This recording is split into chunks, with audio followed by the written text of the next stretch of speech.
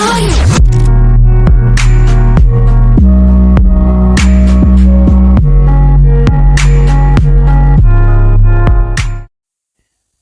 and welcome to this section of the playlist. So in this video, I am going to teach you how to use the Django messages library to flash a message in the front end anytime the user or an individual submits a comment in the form.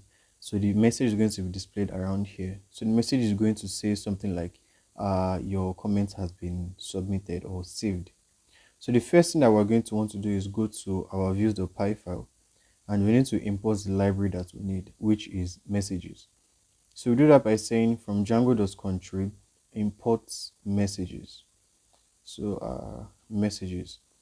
Now after importing the messages library, the next thing we need to do is we need to scroll down to the place where this a comment is being saved. And right after the comment is being saved, we now need to tell Django that, okay, Django, we need you to send a reply to this particular page to tell the user that the reply has been seen.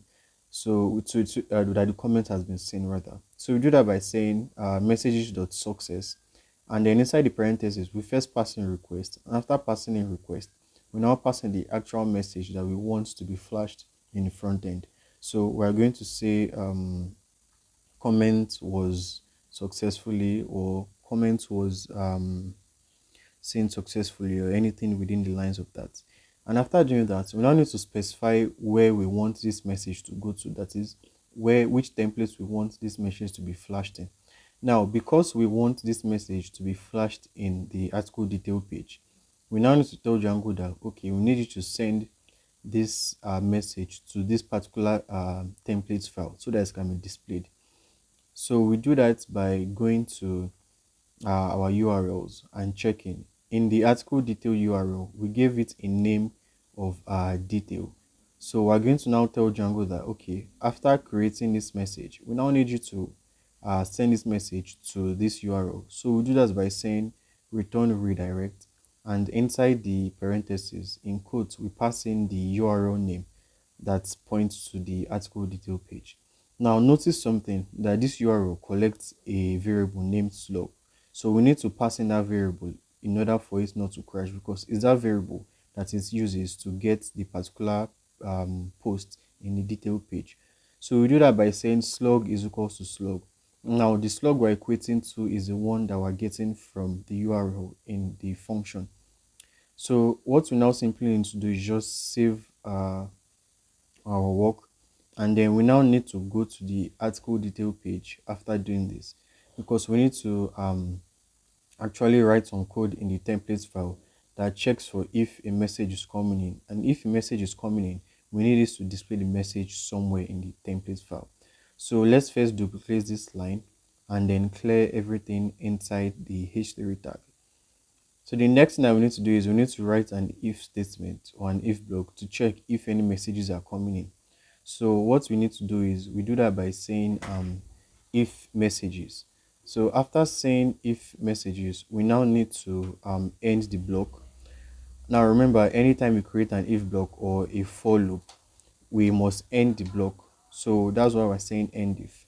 So after doing that, we now need to write a for loop to loop through the messages that are coming in. Now this is standard way of doing it with the messages framework. So this is a procedure that is to be followed. Now we do that by saying for message in messages. Now after creating the for loop, we need to end the for loop. So we do that by saying the end block. Don't forget, anytime we create a for loop or an if statement, you must end it. Now after doing that, since we're iterating through all the messages using message, we just simply pass in message into two curly brackets. So we want them to be displayed right here in this h3 block.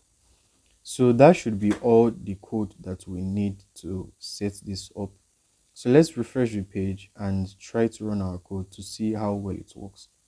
So when I try to fill the form and type in a random message, this was a nice tutorial.